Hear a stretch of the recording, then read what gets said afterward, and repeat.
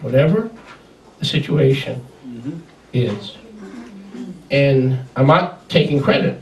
I don't take any credit. I give him all the credit. Amen. I give him all the glory. But I just got a little taste of what we're all going to go through one day. Psalm 23 is true. Because I'll tell you what did happen instantly. It wasn't about plural marriage anymore. It wasn't about monogamy. It wasn't about the two houses.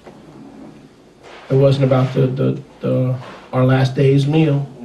When you've got that possibility staring you in the face, that you may have a terminal illness,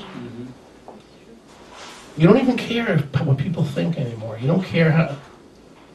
You're just happy for that moment that Yeshua is with you. You don't care what people think, how they react, what you're wearing, everything, all that stuff, how you look, if your makeup is on. All that stuff becomes irrelevant. You are so preoccupied with Yeshua because he's the only one that can walk you through this. Because the doctor is going to be on the golf course. After he tells you your terminal diagnosis, Yahweh forbid, he's on the golf course. He's not there. And Rabbi Moshe is not, because if I'm here, I'm here. If I'm there, I'm there. But the reality of his presence, I cannot explain it. I wasn't talking in tongues. I didn't see angels. I didn't see angels underwear. I mean unaware. Okay. All it was a paling of the world. The world paled. Everything in the world paled. Nothing mattered anymore.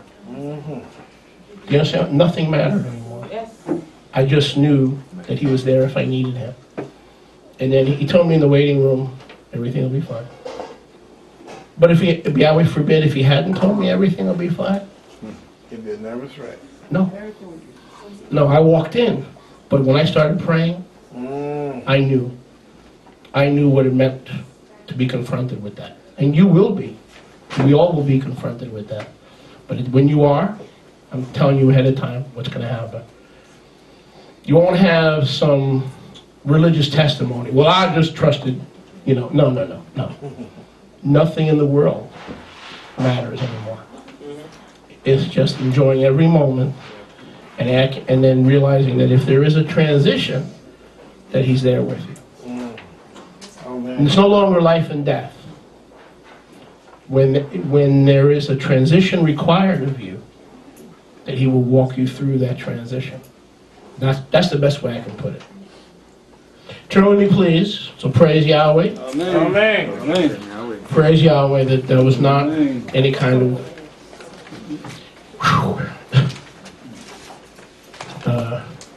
bad report. Amen. So, if you ever met a Jewish boy happy to have fungi, that was me. I was one of the happiest fungi havers you've ever met. Baruch Hashem Yahweh. Turn with me, please, to 1 Shmuel 12:11. Shmuel Aleph 12:11. We're going to go quickly. I probably won't be able to do everything today. We're going to reschedule the worship as the Fort Lauderdale sound machine, Hebraic sound machine has the week off. And so we're give me a little bit more teaching time, but I'm still going to divide it into two parts, probably, unless we make very good progress.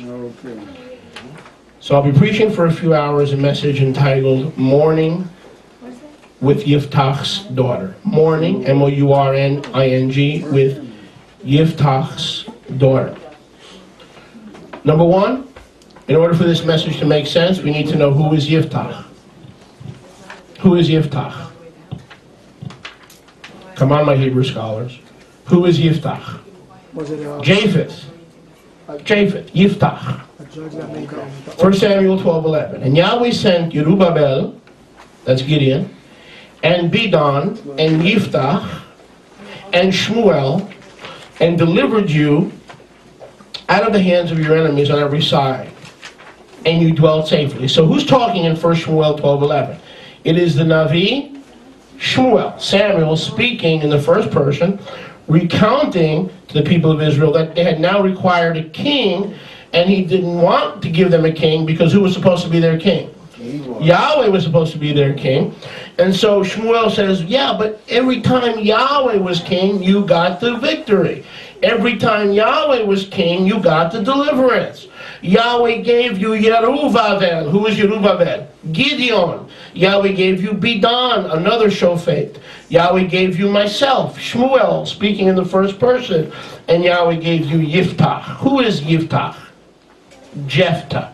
His English name, we know him as Jephthah. Go with me to Ivrim. Ivrim. 1132. Ivrim, the Hall of Fame of Emunah, trust. Ivrim, 1132. Okay. Baruch Hashem Yahweh. If you have friends and family who have never heard this message, trust me, they've never heard this message. I would encourage each and every one of you to phone a friend, get in touch with a loved one, because we're going to share some wonderful things from the words of Yahweh. This is a message we're not going to recapture. And so you want to hear it the first time, right here on the Shabbat. Ivrim 1132. And what more shall I say? Who's writing the book of Ivrim? Rav Shaul, the apostle of Paul. What more shall I say? For the time would fail me to tell of Gideon, of Barak. These are judges, Shoftim, in the book of Judges, after the death of Yehoshua ben Nun. And of Shimshon, and of Yiphtach. Circle that word, underline his name. Of David also, of Shmuel, and of the Nevi'im, who through Emunah subdued Malchutim, worked righteousness, tzedakah, obtained promises, stopped the mouths of lions, quenched the violence of fire, escaped the edge of the sword, out of weakness were made strong, became vigilant in fight. Circle those words, out of weakness were made strong. Became valiant in fight. Circle those words, valiant in fight. Routed the armies of foreigners. Circle those words. As we're about to see, Yiphtach, which means open, too open, a tragic irony for sure. The name Yiphtach in Hebrew means open or too open. If I say, Rivka, bevakasha, tiftach et hadelet. What did I just say? Rivka, but please open the door. Tiftach et hadelet. Right, guys? Yes. My Hebrew students? Tiftach. Tiftach et hasefer. What is that? Open the book. Amen. So the word for open, the name open, is Yiphtach. Yiphtach means open or to open. A tragic, ironic name for sure. For sure. And we're about to find out. We may not get to everything today, Brother Wilbur, but we're about to find out why it's so tragic. Now, go with me please to Shoftim, chapter 11. Shoftim, chapter 11, and we'll begin in verse 1. I'm going to do a lot of reading before I do a lot of teaching.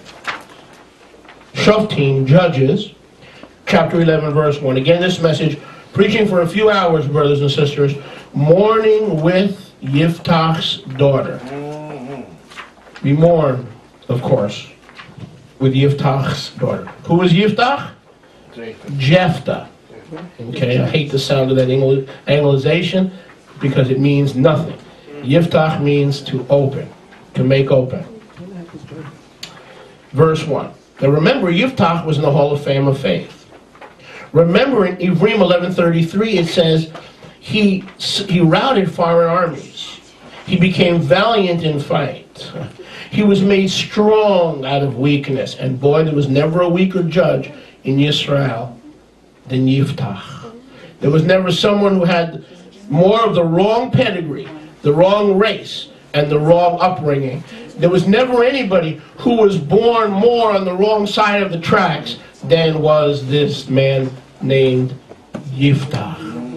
Whatever your background, whatever your excuse, whatever your story, that doesn't mean Yahweh cannot take lemon and turn it into lemonade. Amen. It's not where you were born. It's not who your parents are. It's not how you started. It's how you end up the race. Because he that endures to the end shall be delivered and shall overcome the world. For this is our faith. This is how we overcome the world, Rachel. Even our faith, our emunah. If there was ever a man who was disqualified from being a leader for Yahweh and being a leader over Yahweh's people, it was Yiphtach. tell me if you've had it this bad. Some of us have